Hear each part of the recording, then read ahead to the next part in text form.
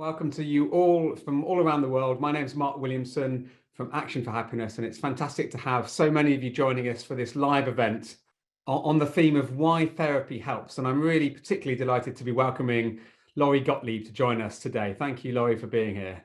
Oh, it's my pleasure. Thank you for having me. I'm excited about our conversation. I'm a big fan of your work. You are, of course, a psychotherapist, but also the author of a fantastic book. Maybe you should talk to someone. And I love your podcast called Dear Therapists, and of course, the Dear Therapist article you write for The Atlantic. So although we probably won't only be touching the surface of all of the amazing things you cover in those resources today, I still think there's a huge amount that our community can learn from your wisdom as a therapist and perhaps put into practice in our own lives and in the way that we bring ourselves to the world to help others, which, as you know, is a big theme for this Action for Happiness community. For those of you who are new, thank you for being here. We will have a conversation together, Laurie and I, for about 35 minutes. Then it's your chance to get involved. We'll do some interactive things along the way, but you can also put your questions in the Q&A function. So please do add your own question and also vote on each other's questions so we can make sure the most popular ones get put to Laurie. And you're already using the chat. I can see that. Let's, as always, keep it kind and relevant and supportive, as it always is. And I'm really excited for us all to be sharing here together today. So, Laurie, I've said a little bit about what you do already, but maybe we could start with just you reminding us a little bit about what your day-to-day practice is like as a therapist and what brings you to, for example, writing these great books and doing the podcast and so on that you do. Yeah, one of the things that I'm really passionate about is bringing therapy outside of the therapy room and making emotional health accessible to everyone. And so through my book and my podcast and my TED Talk and my column and my workbook and all the different things, all the different resources I put out there, I really want people to kind of normalize that we need to prioritize our emotional health and to really have the tools to be able to think about themselves and their place in the world and their relationships. Fantastic, and very much in line with the ethos of this community as well. So let's start with talking about therapy more broadly and why is it potentially helpful for us to be able to talk to someone, potentially someone we obviously we don't know in the way that we would know a friend or another connection. And perhaps you could tell us a bit about the benefits of therapy, but also perhaps some of the misunderstandings we have about what that involves. Yeah, I think there are so many misconceptions about therapy, and part of it comes from the media, and part of it comes from these old conceptions of when we see the therapist who's the quiet person in the room and the person who doesn't interact with you. Therapy is actually a really active process, and so a lot of people think you come to therapy, you download the problem of the week, you talk about your parents, and you leave, and then you come back and you do this for years and years and years. That is not really effective therapy. Therapy is, we like to say that insight is the booby prize of therapy, meaning you can have all the insight in the world, but if you don't make changes out in the world between sessions, the insight is useless. So, someone might come to me and say, oh, I got in that fight with my partner this weekend and I know why. And I'll say, great, but did you do something different? Well, no, but I know why. Well, that's a good first step. But now the next step is, can you do something different? I feel like a lot of people don't go to therapy because they feel like you have to be having the equivalent of an emotional heart attack to be coming to therapy. And I feel like therapy is like getting a really good second opinion on your life from someone who isn't already in your life. And I say someone who isn't already in your life because there are these terms, these Buddhist terms, idiot compassion and wise compassion. And so what your friends will give you is idiot compassion. So you say to them, oh, listen to what my partner, my boss, my mother, my sister, whatever, this person in my life did. And we say, yeah, they're wrong. You're right. You deserve better. That's terrible. And we're not really helping them to see their own role in what's going on. And sometimes if you listen to your friends over time, it might be like this, that they're kind of complaining about the same kinds of things over and over. And it's kind of like if a fight breaks out in every bar you're going to, maybe it's you. We don't say that to our friends. We may not have friends if we do that. But what you get instead of idiot compassion in the therapy room is you get wise compassion. And that's where we hold up a mirror to you and we help you to see something about yourself and your role in a situation that maybe you haven't been willing or able to see. And that's where change begins. I love that. And let's just pause on talking to someone. I mean, the title of your great book is Maybe You Should Talk to Someone. I wonder if we could actually do something interactive with the audience, which I've heard you suggest, which is, who is the person that you talk to most in your life about stuff? Maybe I could invite you all in the chat to share who do you talk to most. So if you'd like to, we'll just see what comes up. So my aunt, my mum, friends, spouse, my cat, my therapist, my best Oh, friend, no my one. See, partner, that's yeah. husband, sister, higher power. You can see these flying past here, Adult but daughter, yeah, sister, a lot of obviously close loved husband. ones. And as you've already said, that's slightly different to talking to therapists, although people are here talking about their talking to therapists as well. What are you thinking as you see these fly past, Laurie? I think that that's really common, that we think that the person that we talk to most in the course of our lives is this person that we're very close to, the best friend, the aunt, the husband, the cousin, the people that, all the things people wrote in the chat. The person that we talk to most in the course of our lives is ourselves. And what is really remarkable about that is that what we say to ourselves isn't always kind or true or useful. So I had this client who didn't realize how self-critical she was. And I think most of us don't realize how unkind we are to ourselves. We would never talk to another person the way we talk to ourselves. And so I said to her, listen, I want you to listen for the way you talk to yourself. Listen to that voice in your head when you talk to yourself. Write down everything you say to yourself over the course of a week and come back and we'll talk about it. Because she really said, oh, I'm not self-critical. And she came back the next week and she started to read and she started to cry. And she said, I am such a bully to myself. And I had no idea. And some examples were things like she was typing an email and what she said to herself was, she made like a little typo in the email. And she said, you're so stupid. That was what the voice said in her head. Now, you would not say that to a friend, not because of idiot compassion, but actually you would not think that your friend was stupid if she made that typo. You wouldn't even think anything of it. She passed herself her reflection in a mirror and she said, you look terrible today. How many times do we do that to ourselves where not only is it not kind, but it's not true and it's not useful? Well, that so I brings think me that on. Sorry, no, after you. So I think that those three things are a great litmus test for how am I talking to myself? And people have the misconception that if they are compassionate with themselves, that they won't hold themselves accountable. So people say, oh, I can't be too kind to myself because then I won't be accountable. So what people do is they self-flagellate. They're like, really, really aggressive with themselves.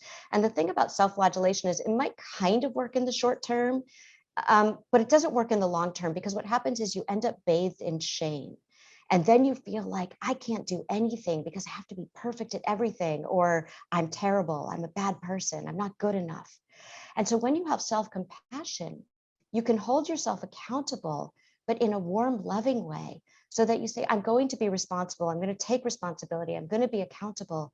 And I also know that it's not a comment on my humanity. And that's how we help ourselves move forward. That's how we help ourselves change. So wise. Thank you, Laurie. And we've had some great sessions with people like Kristen Neff and others who bring in a lot of wisdom on self-compassion. But I think what this links to for me, that I love about your work is this idea that the stories we tell ourselves really shape the whole of our lives. And that potentially we have an opportunity to change our stories and then change our lives. So I wondered if you could say a bit more about stories and why they're so important.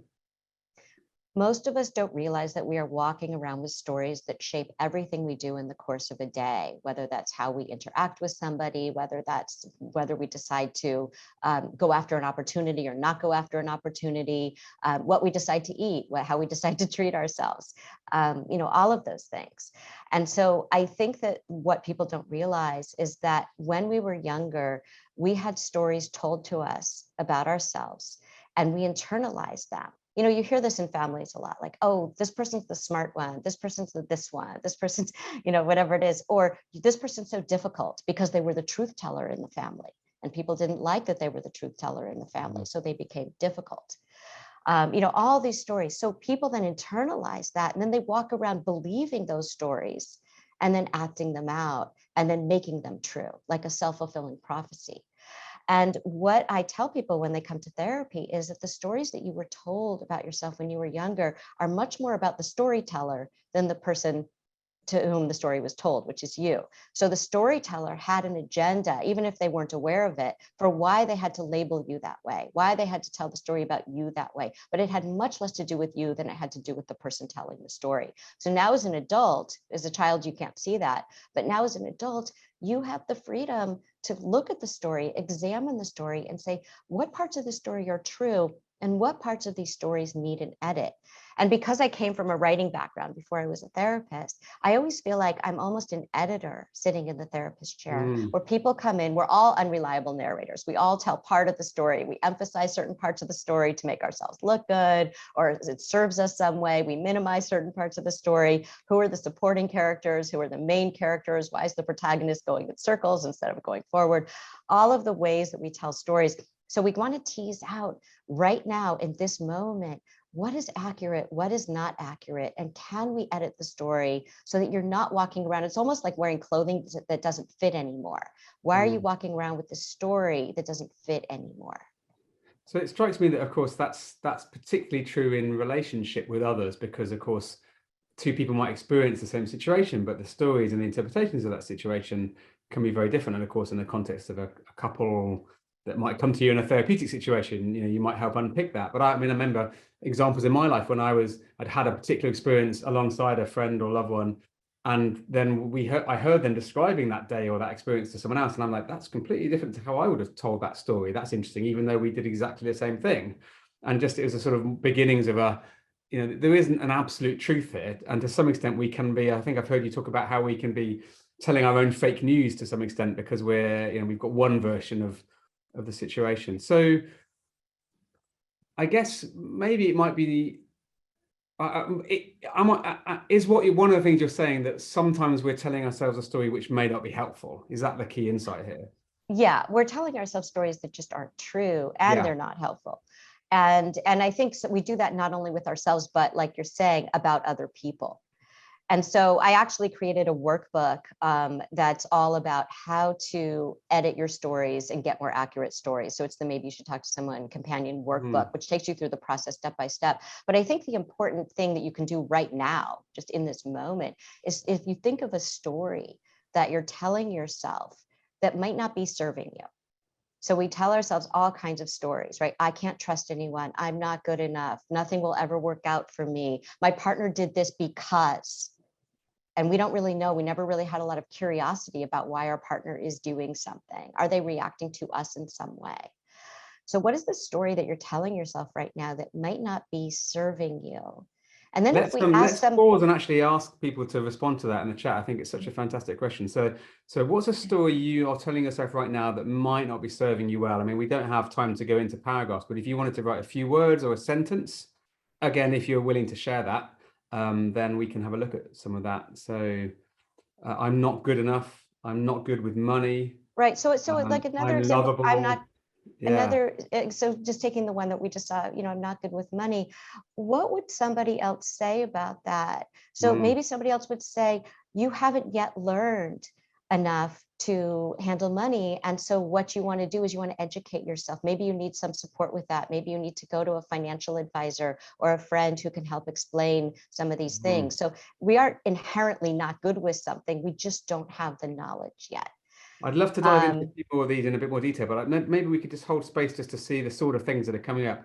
I can't be content. I don't deserve a nice home. I have imposter syndrome. I'm unlovable. What else are we saying here? I'm too old to do something. Other people are selfish. It's always my fault when things go wrong. I can't do this. I'm always going to be alone. Wow. I mean, I can really feel the human reality of these things, and many of these things I've perhaps told myself along the years as well. I will never be a mother. I don't do things correctly. Before we dive into any more of these in specifics, what are some of the common patterns you see in these stories, Laurie? Again, I see a lot of inaccurate stories. They're a part of it's through the lens, this is very narrow lens that they're seeing something, and part of it is a story that they've been told, and then they live it out.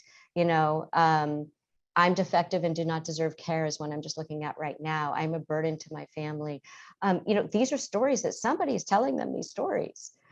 And so, how accurate is this? So what would be someone who really loves you and cares about you? How would they tell this story? So now if everybody who put in their stories here, what would be the story if you were to rewrite that story from somebody who truly, and choose your audience well here, someone who really loves you and cares about you?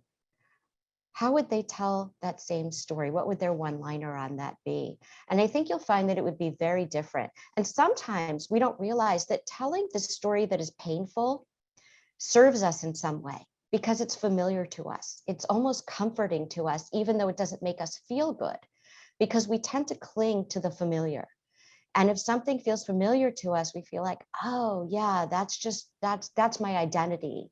I'm comfortable with that. And people don't feel comfortable going outside of this long-standing, even though it's inaccurate, identity that they've been holding on to. Yeah, Who and am someone I? from Meredith in the chat just noted that perhaps these negative stories were protective at one point, or sort of become part of our sort of resilience or armor, or the way we address the world, if you like. So to unpick them is a risk, or seen as something that we might find threatening. But I'm loving some of the responses to your second question. So she's had a difficult childhood and is going through a tough time at the moment. It's such a beautiful, compassionate response to a Yes. reframing of something. I'm worthy of love and respect and of being who I am. There's more than one way to be a person. Hurting people hurt others. You're doing the best. You made a mistake, but you can forgive. You're still learning. You're wanted and you've achieved lots of things in your life. You're brave for making changes and finding your way. I'm really inspired by these, actually. What are you seeing in the responses? And what I want to say is those rewritten stories are actually more accurate. Right. So they're not just another version of the story, they're actually the accurate version of the story. So even just that exercise of how am I telling myself the story and how might somebody that loved me say it is a really powerful thing. So thank you so much, all of you who've taken the time to share that there. And I hope that's been helpful. But I wonder, what's the wider point we can take about how to do this on a daily basis? Because of course, sometimes that critical voice comes up when we're most under pressure, when we're in a row with a loved one, when there's something gone wrong. Is there a way of sort of doing that reframing that becomes a habit? Yeah. I want to really encourage people to check out the workbook, only because it gives you all of the steps of what are my stories about relationships, what are my stories about my appearance, what are my stories about my body, what are my stories, all the different ways. And I think we can, so I think that's a good way to kind of have the support that you need to go through it. But I do think that we need to ask ourselves every time we hear ourselves, just like I did with that client, tell ourselves these critical stories. Is it kind? Is it true? Is it useful? To really analyze them. Is this serving me? Does it meet those 3 criteria? What would a friend who loves me, how would they tell that story? And I think this comes up in relationships so many times too, where we get in some kind of conflict with our partner and we make all kinds of assumptions about why they reacted to us or interacted with us in a certain way. It must be because I'm too sensitive, too difficult, they don't love me, whatever. We come up with these really self-critical explanations for why somebody acted the way they did. And if you get curious, instead of going into those old stories and try to find out what the story actually is, hey, I'm curious, what just happened here? You might find that whatever just happened was not at all like the story you just told yourself. And it might even be something that's going on with them that really has very little to do with you. So I think that, these stories are not just about how can we write them for ourselves, but how can we really examine the stories that we tell ourselves when we interact with other people. Well, I'm finding that really personally moving and challenging, actually, though. I mean, I have a relationship with a loved one where I'm quite prone to feeling criticized. And that, as someone who likes to please people, I find that hard, and I find it naturally sets me into the defensive to try and make my case and explain why I didn't get it wrong. And being that bit more curious over time, and it's been a long process, I've started to notice that actually the things that I'm interpreting as criticism aren't necessarily aimed as criticisms at me. It's perhaps this loved one of mine themselves dealing with a bit of a traumatic situation, and their way of responding to it involves saying things that I interpret as a critique of me, but what's going on for them is rather different. And it's been really eye-opening to sort of notice that I've been telling myself the I'm being blamed here story, when in fact it's this person I love is having a difficult moment right now story. And that was a big shift. Yeah. And also, I mean, we just had an example of that on the Dear Therapist podcast, where this woman had been in a very toxic relationship. And then now she's engaged this wonderful guy, and she's still carrying around that story that the other person had told her. So her fiance had made a joke about, oh, Kayla, she just left dishes in the sink. And, she always leaves dishes in the sink. But he thought it was cute and endearing and funny. And she said, oh my gosh, I'm so sorry. I'm so sorry. And she jumped up and tried to, and he's like, what's the matter? I was just kidding. Right. And so that old story made her react with hypervigilance, like, oh my gosh, he's criticizing me. Whereas he was not, he thought it was adorable. Yeah, so you can see how these stories that we're telling ourselves, the person who told that other story wasn't even in the room, but she reacted as if he were. Yes, it's like we bring some of the other supporting characters and some of the other historical bits of the story along with us, even when they're no longer relevant.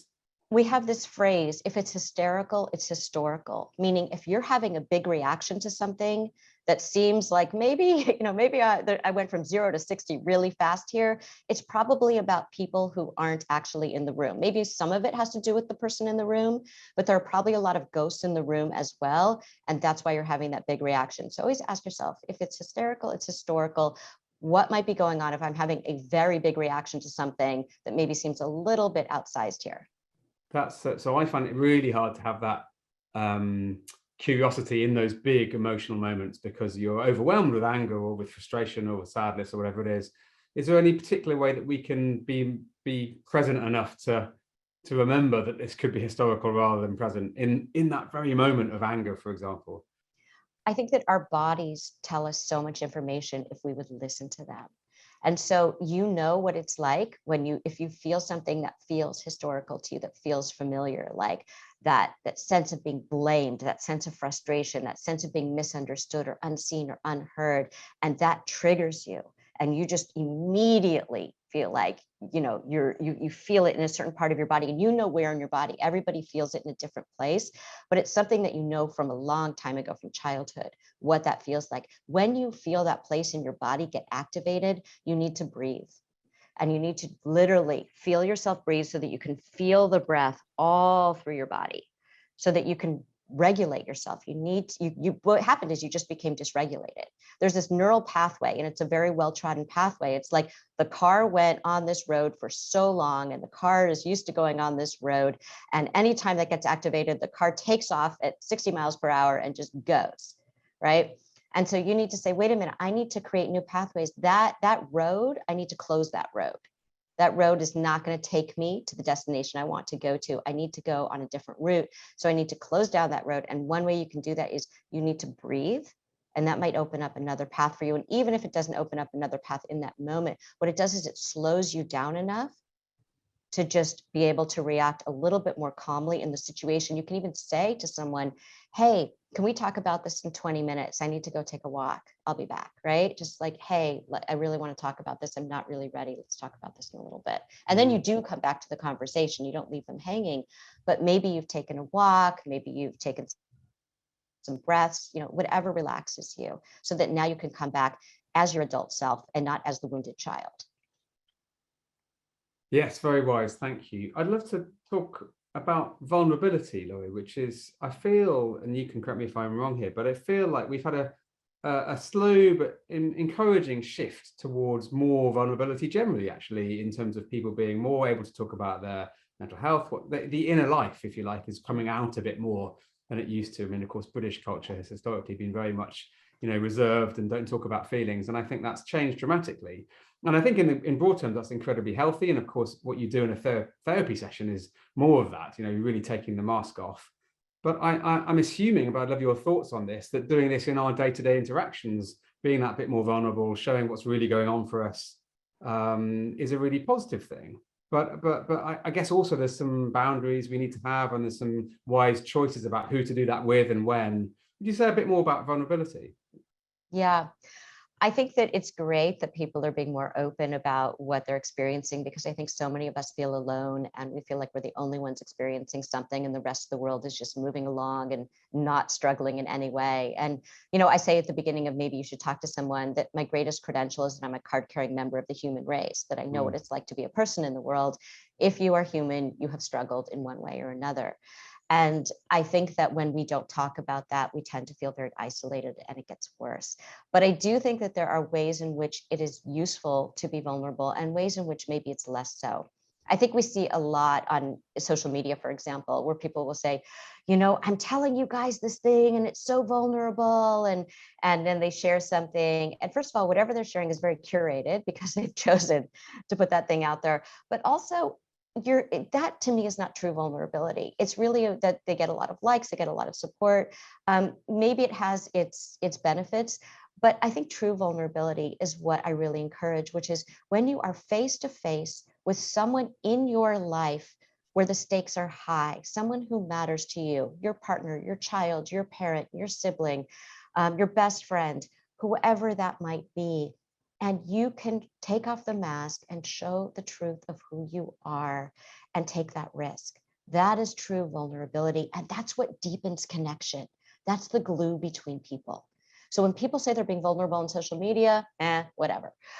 True vulnerability is what I just described. Now, we do have some, I think, blockages to vulnerability. And I will say some of that is gender-based. And I see this, this is a generalization, but I've seen this pattern in the therapy room where I will see, let's say it's a heterosexual couple. I see all kinds of couples, but let's say it's a heterosexual couple and they come in, and usually it's the woman. And again, these are generalizations. Usually it's the woman who will say, I feel this distance from you. I just want to get closer to you. I want to know more about your inner life. Please open up to me.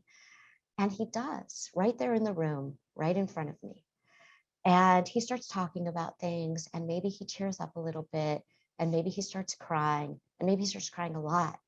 Inevitably, I have seen what happens is the woman will try to be supportive of her partner. Maybe she'll try to take his hand, but she'll tense up and she'll look at me like, what do I do now? And she gets visibly uncomfortable.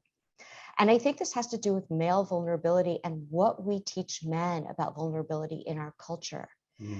And I see this when I see men, come in by themselves to therapy. They'll literally say to me, I've never told anyone this before. And literally, they have never told anyone this before, not a soul. And what they say, by the way, sounds to me quite mild, right? It's kind of like, wow, they really have no, because this is the messages that they get, where they think, wow, this is such a shameful, deep, dark secret.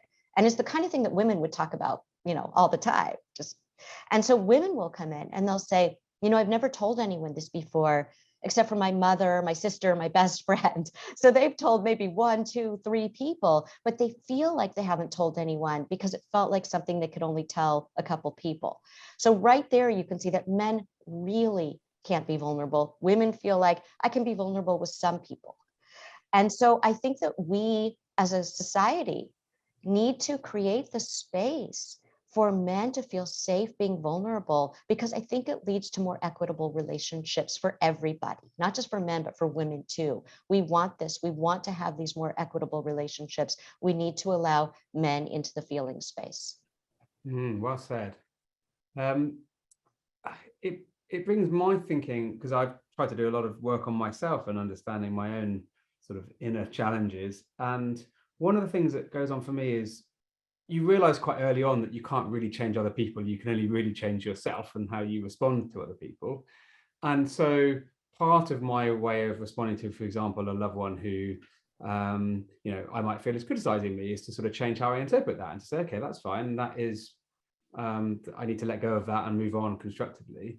But of course, sometimes you might be in a situation where the other person's behavior does need to be stood up to, and your response and dealing with it isn't enough. You've got to sort of be really clear on your boundaries. So I wondered if you could say a bit more about, in those relational situations, which bits do we take responsibility for and which bits do we actually sort of need to communicate that something has to change to the other person? Because that feels like a really not entirely clear, and of course it's very situation dependent. But how do we navigate that? So I'll say two things about that. First is that you can't change another person, but you can influence another person to change. And what I mean by that is when I see people for couples therapy, what I ask them to do before they even come into the room for the first time is I say, even if the other person doesn't change at all, what is one thing that you can do to make this relationship better so that you will know that you did everything you can to make this relationship better, and you will grow as a person through this. And so everybody comes in, and when they're in the therapy, they're working on their own goal. Your goal is to become less reactive. Your goal is to do this, right? So your goal is to listen better. And so whatever the goal is, we're always working on that. And when they do that, when they change themselves, it's like magic. The other person changes too, because people do a dance. And if you change your dance steps, the other person has to change their dance steps too, or they'll fall flat on the floor. So or they'll leave the dance floor, which happens sometimes too. But you have to change your dance steps if you want something different to happen. So when you change your behavior, you can influence another person to change. But I want to say something about boundaries, because you mentioned boundaries. One thing that people don't understand about boundaries is they think, I'm going to tell this person what I need, and that's my boundary. And if they break the boundary, oh, they broke my boundary. And then I'm helpless because they broke my boundary. No, your boundary is with yourself. You make a request to someone else. Like if you yell at me, okay, I would like you not to yell at me. But it's if you yell at me, I'm going to leave the room until you can talk to me in a respectful way. Your boundaries with yourself. So if someone yells at you and then you yell back, or you don't leave the room, or you just keep telling them, you're not respecting my boundary, you're not respecting your own boundary. Your boundary was to yourself, I will leave the room and then we will have a conversation when this person can talk to me in a respectful way. So many times we break our own boundaries with ourselves. We say, if my mother is being critical with me, I will tell her I'm going to get off the phone now and we'll talk another time, right? Mom, if you talk about my appearance, I'm going to leave because I don't want to have that conversation. And then they don't leave. And then they just say, Mom, I told you not to talk about my appearance. So you have to keep your boundary and you have to be consistent. And if you are consistent, and consistency means every time, it doesn't mean sometimes you let the boundary slide and sometimes you don't. Remember, this is how you are respecting yourself. So if you keep the boundary with yourself every single time, the other person is going to have to do something different. And that's where change happens. And if they don't, by the way, you get to make choices. Like, let's say they really can't stop criticizing you, or they really can't stop yelling at you, or whatever the thing is. You get to make a choice. Do I want to be with this person who treats me this way? Or do I want to spend less time with them? Do I want to be in relationship with them? What are my choices here? But you do have choices, and that's what people forget. Yeah, I think it's really empowering. So we can sort of break out of the mold of the story and recognize that we have more agency than we think we do sometimes. I wanted to sort of, I mean, obviously you're sharing wisdom that's applicable in all of our relationships and our lives. But in the context of seeing a therapist, I mean, not everyone has the opportunity to do that, but it's obviously something I'd very much encourage, having experienced it. And clearly a lot of your wisdom comes from learning through people that way. What would you suggest to somebody who's potentially thinking about going to see a therapist in terms of how they find someone who's a good fit for them? That's such an important question, because study after study shows that the most important factor in the success of your therapy is your relationship with your therapist. It actually matters more than the number of years of experience they have, the modality they use, the kind of training they have. All of that matters. So don't get me wrong, it's important, but it's not as important as the relationship you have with your therapist. So a lot of people think, okay, I'm going to go to therapy. So they make an appointment with a therapist. They don't really click with the therapist, and they think, oh, therapy isn't for me. Or they just keep going because they don't know. They think, well, this is just what therapy is, or they don't know how to say, I don't think this is working for me. And so what I tell people is I want them to remember that a first session is a consultation. It's an opportunity for you to see what it feels like to sit in the room with this person. And if at the end of the session, you can ask yourself two questions. You can say, first of all, did I feel understood? And again, this person is just meeting you, but basically, did I feel like this person kind of gets it? Did I feel good sitting in the room with this person? The answer is yes, that's good. And the other question is just as important. The other question is, did this person say something or ask something that made me pause for a second and think about something differently? We aren't going to challenge you too much in a first session because we're just getting to know you. We want you to feel comfortable. But I think that, again, with editing our stories, you might be saying something and the therapist might say some little thing like, I wonder what the other person thought here, or what do you think this, right? Whatever the thing is. And it just made you think for a split second, oh, that's going to be good therapy. That's going to help me to see things that I'm not already seeing. I'm not just going to come in and the person's going to validate everything I say, because that's not very helpful. So if those two things are true, I would go back for a second session and I would just keep kind of monitoring, how do I feel? And if something feels off, it's a wonderful opportunity. Therapy is one of the few places in the world where nothing gets swept under the rug, where you can say all the things that we don't say out in the world and have conversations about them. So it's the safest place ever to say to someone, hey, I don't know why, but I'm not sure if we're clicking, or I don't feel connected, or I feel uncomfortable before I come here, or I don't feel like you really understood me when I said this.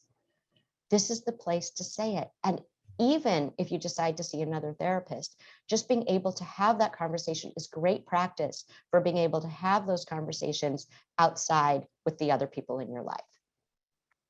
Thank you. That's very wise advice. And talking about those other people in our lives, I would love to come on to the questions that we've got from the audience in a moment, but it strikes me that the other side of the therapist relationship is, of course, you do a wonderful amount of listening and sort of reflecting back to people. But I heard you say to me, in fact, when we were checking in earlier, that many of us are not very good at listening, and there's a skill to listening that's so important for relationships. So I wondered, especially in this community where we care so much about the well-being of others, what can we do to bring more of a constructive way of relating to other people, particularly around listening, to improve our relationships, and perhaps play a little bit of not a trained therapist, but a bit more of a listening role in our relationships with others? Yeah, I think, so many of us just didn't get good modeling for how to listen, just because nobody's taught it. So our parents didn't learn it, their parents didn't learn it, so therefore we didn't learn it. We don't teach our kids how to listen. Our kids might come to us with something like, I'm really sad about this, or I'm really worried about this. And we say, oh, don't worry about that. Or, oh, don't be sad. Let's go get some ice cream. Right. And so, because we are feeling discomfort around their discomfort. So instead of really listening to them, we're sort of talking them out of their feelings so that we can feel more comfortable. And that's not helping them to sit with their feelings. That's not helping them to see that all feelings are useful. Like if we use our feelings like a compass, they tell us what we need. Oh, this is making me worried. What can I do about that? Or this made me angry. Maybe I need to say something to that friend because a boundary was violated. Or maybe, this is making me sad. Well, let me see what I can do to help myself here. How can I get support for that? So we talk kids out of their feelings, and then they grow up and they feel like, oh, if I feel sadness, I need to talk myself out of it. If I feel anxious, I need to talk myself out of it, because we didn't listen well. So as adults, when a friend comes to us and they want to tell us something, one thing we often don't ask them is, how can I be helpful to you right now? Meaning, do you just want to vent right now? I'm totally here. I'm present. Do you want a hug right now? I'm here. Do you want to help? Do you want my thoughts about this? I'm here to give you my thoughts about this. What do you need in this moment? And it's such a relief when someone asks you that. You're like, I just want to vent right now. I can't even think about that. I just want to tell you what happened. And what's great about that is you might have a lot of thoughts about what they could do differently, but this is not the moment for that. And then another time, remember, it's not just one conversation. They might come back to you a couple of days later and say, I'm still thinking about that thing that happened. What do you think I should do? Or what do you think about this? And then you can say, oh, great. Okay, here are my thoughts. So it's really important to know where they're at and what they really need from you. And that's how you can really listen. And the point of listening well, by the way, is not because you have the answers to their problems. They have the answers to their problems. But what you're doing is you're helping them to hear themselves more clearly. So often that voice inside, that place of knowing that we have, gets drowned out by all the noise out there, so that when we do want to be listened to, we can't even hear ourselves because that other person is so loud in the conversation. And we just need to think out loud. We need to hear ourselves out loud. We need to give that voice some space, some volume. Yes, and of course people don't want to be fixed, they want to be heard. And Yes. often, especially I think as a tendency I had originally was to try and help solve people's problems rather than just hold space for them. I Uh, had this moment with a couple when you said, they want to be heard, they want to be understood. You're right. And so I had this couple, and one person said to her partner, you know what, 3 words I would just love to hear more. And the person said, I love you. And she said, no, it's I understand you. mm. And that's love. I understand you. How loving is that? To take the time to understand someone else. That is the act of loving.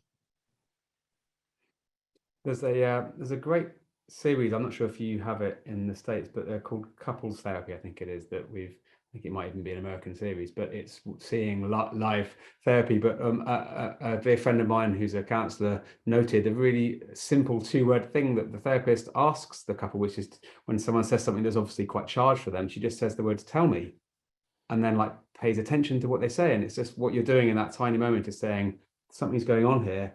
I'm interested. Share with me what's going on for you. And it's just Yeah, these little turns of phrase can help people open up instead of, I think I know what's going on here, or I've got an answer, or So it's really opened my eyes to the power of just little phrases that encourage people to open up rather than close down. it's so funny that you say that, because I always tell parents that the 3 words you need to have to talk to your child when they're coming to you with something and it's bringing up a lot of feelings in you is just tell me more. Those are the 3 words. Very Tell me good. more. Oh, this happened. Oh yeah, tell me more. And your child learns to really hear him or herself. They hear themselves. And that's such a gift to give to your child. Tell me more. Do it to your partner too, by the way. Tell me Yeah, more. What a absolutely. gift.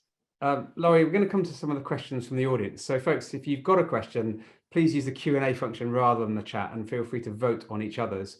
But actually the first question comes from, in fact, that same friend of mine, Laura, who I mentioned earlier, who sent this to me. She said, Laurie describes herself as a card-carrying member of the human race. I heard you say that earlier. With this in mind, have you noticed an increase in environmental anxiety as a presenting issue? And how do you manage your own concerns about the environment while staying present with your clients? Yeah, absolutely.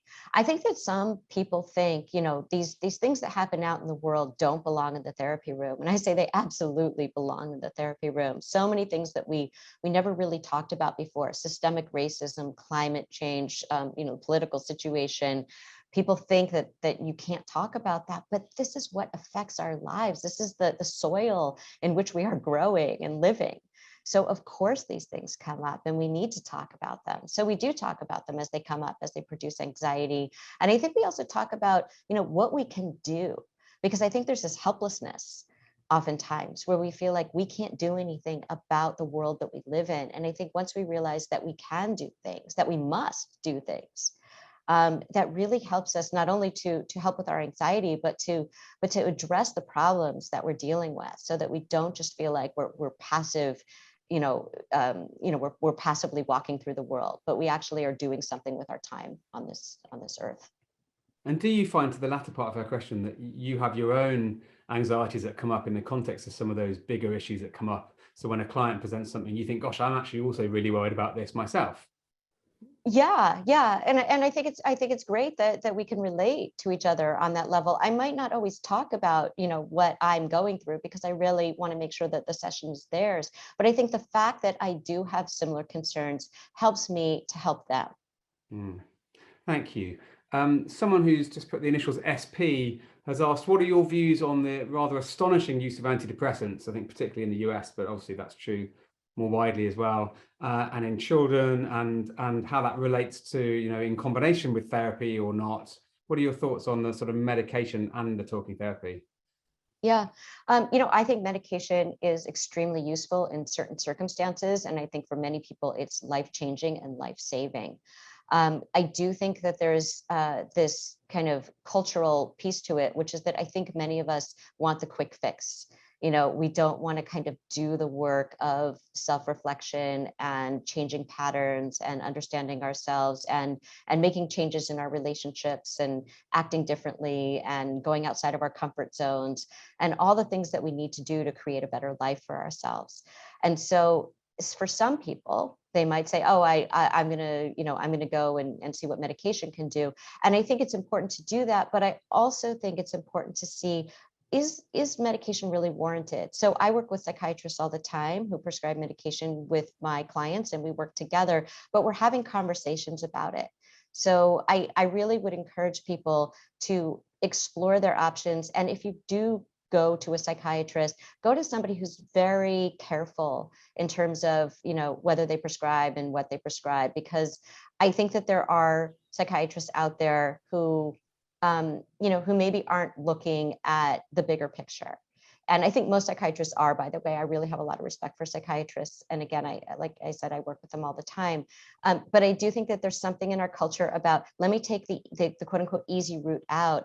And that might not be the most effective solution for them. There's a sort of related question from Claire B here. It just says, what are the red flags to look out for in a therapist? So I suspect if someone is presenting the easy option, that may be one. What other things might make you think this might not be the right relationship for me? Mm-hmm. Well, one red flag is just, maybe it's not that the therapist isn't a good therapist, but again, that you just don't click, and that's just a chemistry thing. So that's something, again, that you want to keep in mind. Not every therapist is for every person.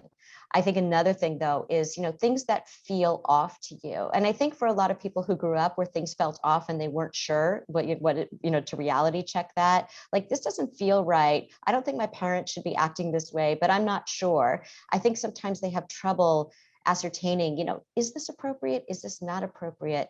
If something feels off, and again, listen to your body will tell you. So your mind might try to talk you out of it, like, oh, it's probably okay that they disclose this personal thing about themselves that makes me feel profoundly uncomfortable. No, your body is telling you that did not feel okay. So those are the kinds of things that you want to look for when your body feels like, oh, that felt really weird, or, they kind of are crossing some lines here that don't feel right to me. I would bring that up in the therapy and see how they handle it. And if they don't handle it well, again, listen to your body. And for any reason, you don't need a reason. You can simply say, you know what, I don't feel like this is working out. And you don't just ghost them, by the way. It's a really good experience for you to grow as a person, to say, for whatever reason, I'm just not comfortable. I'm going to go look for therapy somewhere else. And that is such an empowering experience. It's another example of us sort of taking control of our emotional lives, really, isn't there? Yes. There's a question that's come up in the chat rather than the Q&A, but I wanted to raise it because I think it's something that I feel like I come across so regularly. I'm sure you see even more. Robin has just said, how can I build a bridge to get over childhood wounds? And I suspect, but don't know, but I'd imagine that quite a lot of the trauma that we bring into our relationships and our day-to-day life is shaped in some way by our earliest experiences. And I think particularly if you've had a wounding childhood, that can be, can have implications that ripple through in, throughout our lives. Is there anything particularly about that sort of childhood wound idea that you'd like to share with Robin? Yeah, I mean, I think this is where therapy is really useful. I think that what it helps you to do is it helps you to integrate the experience of childhood into your adult life. So some people think, I'm going to never feel pain around that again. That's what that would look like. They have this fantasy that I will not feel pain around those childhood wounds. And what it really does is it helps you to make them feel less sharp. It helps you not to act as if you are still in your childhood, but you are now a free adult.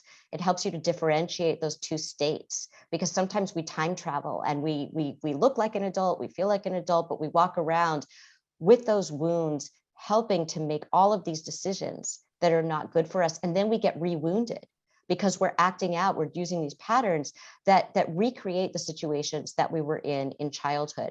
There's this great moment that I write about in my book, where my own therapist says to me, you remind me of this cartoon, and it's of a prisoner shaking the bars, desperately trying to get out. But on the right and the left, it's open, no bars. So why don't we walk around those bars when we're no longer trapped in those childhoods? And part of it is that, we don't even notice, because the wound feels so big that we don't even notice that the bars are open and that we can walk around. Or we think that if we walk around, we won't know how to be in the world. Because with freedom comes responsibility. Now we are responsible for our choices, for our lives, for what happens. And we can't just blame somebody else anymore, because now we're making the choices. So we can feel hurt for what happened in the past, But every choice we make right now is ours. And that's the beauty, that's the freedom, but it's also the responsibility. Really is a responsibility. And another, of course, feeling we can have about past things is a feeling of shame.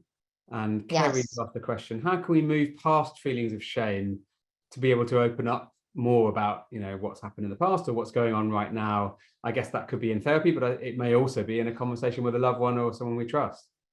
Yeah, absolutely. We had a moment like that on the podcast where somebody was saying, I don't want my partner to know about my childhood. I'm so ashamed of that. The person will think I'm damaged. The person will not recognize the person that I am now. And what we said was, no, actually, this is something that I think your partner would appreciate even more and admire even more about you. And she did. She opened up to her partner and she could not believe. She said, I don't think you guys will be surprised by this, but I was shocked. And we were not surprised at all, of course, because we knew that her partner was going to respond in a very loving way. And it was so healing for her to be seen fully and known fully, and to have her partner say, I am so impressed. I can't believe, and to have her partner say, and I'm so sorry that happened to you. I am so sorry. And to give her all of that love and compassion. And she was missing all of that delicious love and compassion because she would not share this. Mm.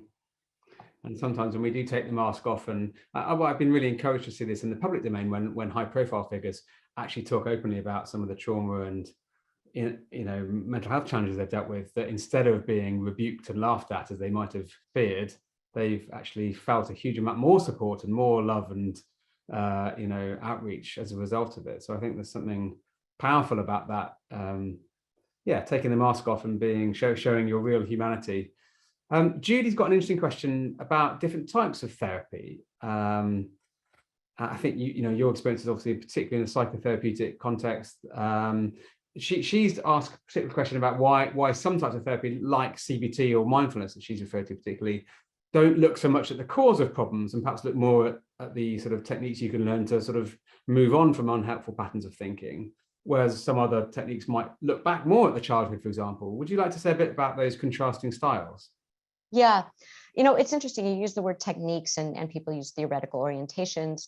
I feel like what happens in the therapy room is a human experience, and we bring in whatever feels human in that moment to help the other person. So yes, we have tools and we have techniques, but I feel like it's not really thought about in that way. It's like, hey, let's look at that thought that you're having, right? We might call that CBT. But I'm not thinking in my head, I'm doing CBT with this person. I'm saying, let's look at that distortion right now. And then maybe let's look at where it comes from. Maybe someone would say, well, that's, that's kind of more analysis.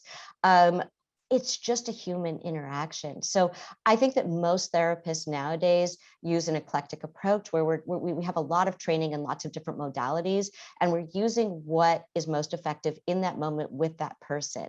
So we're going to look at distorted thoughts. We're going to look at patterns. We're going to look at family history. We're going to look at what you're doing in the present so that you can create a different future. So it's not all past oriented. It's about what is something from the past that is keeping you stuck, but let's look at what happened this week in the present and how that played out and what you can do differently so that you can create something different going forward. Thank you. Peter's asked a question which I think has got a little bit of humor to it because he's put a smile next to it.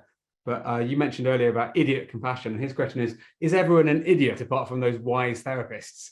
But I think I'd love to explore a bit more about this idea of idiot compassion, because I think what I heard you say was, we sometimes, if someone shares an issue, we just say, yes, oh, they're being so awful to you, that must be terrible. And we sort of play the reflecting back what we think what they want us to say, rather than having the courage to say something else might be going on here. And this idea that you've talked about of a compassionate truth bomb, sometimes saying the things that are hard to say but are actually the most compassionate thing. How do we bring a bit more of that truth telling, but with that in a way that feels supportive and isn't unkind? And I guess there's an element of choosing the right moment to do that sort of thing as well, isn't there?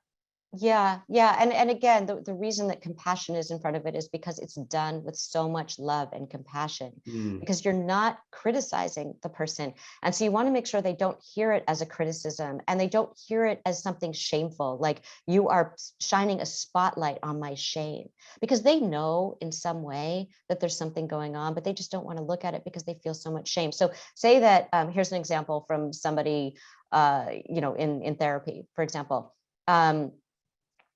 The friend comes to you and says, oh my gosh, and he broke up with me, and and this is like the third breakup in a row, and you want your friend to say, yeah, he's a jerk and he doesn't know what he's missing, and you're so amazing, and he doesn't deserve you.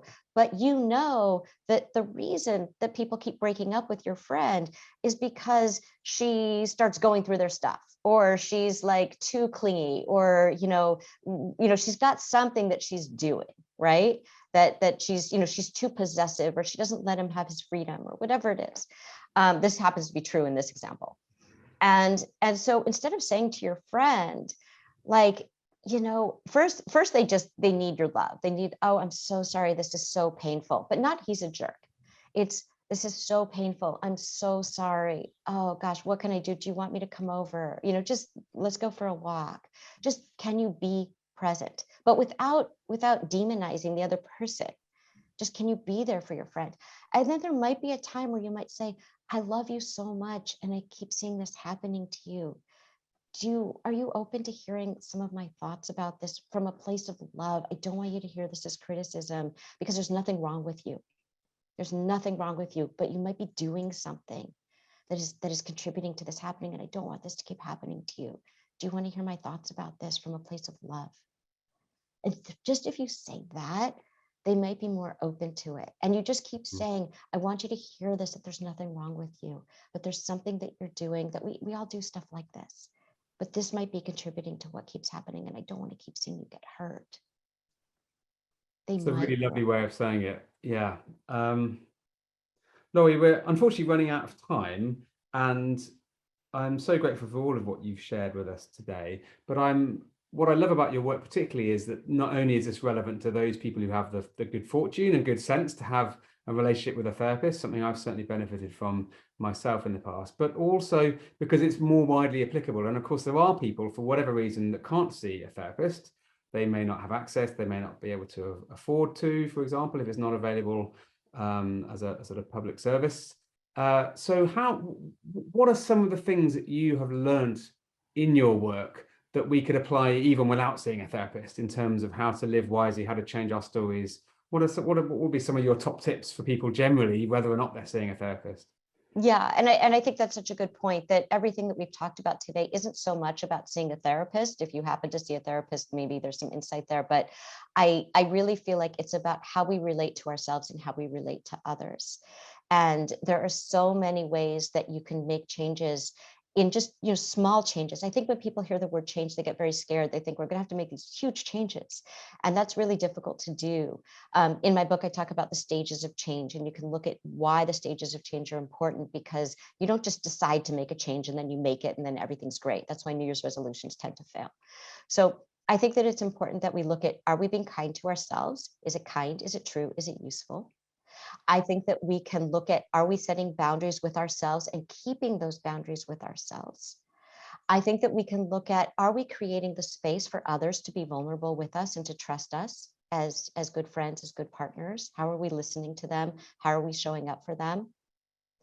And I think that we can look at, how do we want to be in the world?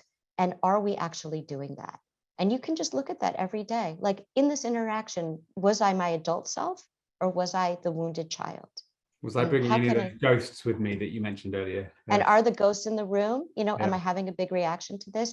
And what can I do as an adult to care for myself in that moment, to have compassion for the wounded child, but also then to be able to regulate myself so I can show up as the adult that I actually am? Can I stay in the present? Laurie, I've seen a few people in the chat asking about access to your workbook and so on. So just to let everyone know, tomorrow we're going to send around a link to the video of this conversation, a link to Laurie's book, also the workbook as well, the podcast. And so please do go away and check those resources out, folks, because Laurie's got some fantastic stuff out there. I'd also like to say a big thank you to everyone who's been part of this event, and particularly just captured for me by a comment that Claire B has just made in the chat. She said, thanks to Karen, another member of the community. What a total comfort this chat has been. Thanks to everyone for sharing tonight, because I've seen that as well as our conversation, there's a lot of mutual support going on in the chat as well. So thank you everyone who's participated. Great questions. Lovely to see your honest responses to the interactive things. But above all, Laurie, thank you for giving your time up for this and for all of your work and for sharing what you have. It's been really, really helpful. Oh, thank you so much. It was a pleasure. It was a pleasure to join this community. Is there any final thought you'd like to leave us with, just to bring this all to a close? I think everything I just said about those are the things that you can do this week, and I would say do them today. So people think, oh, I'll do that sometime. Do them today and just see your mood at the end of the day. Was your mood a little bit better at the end of the day? And if so, do it tomorrow. Well said. Keep up the great work. Thank you so much, Laurie, and thanks everyone. Thanks so much.